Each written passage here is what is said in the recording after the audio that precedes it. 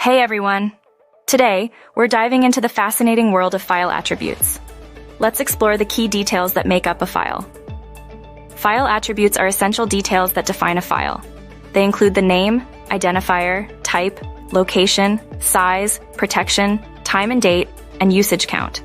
Every file carries a name by which the file is recognized in the file system. Along with the name, each file has its own extension which identifies the type of the file. For example, .txt. The files are classified in different types such as video files, audio files, text files, executable files, etc. There are several locations on which the files can be stored. By size of the file, we mean the number of bytes acquired by the file in the memory. Each file carries its own set of permissions to the different group of users. Every file carries a timestamp, which contains the time and date on which the file is last modified. Usage count indicates the number of processes that are currently using this file.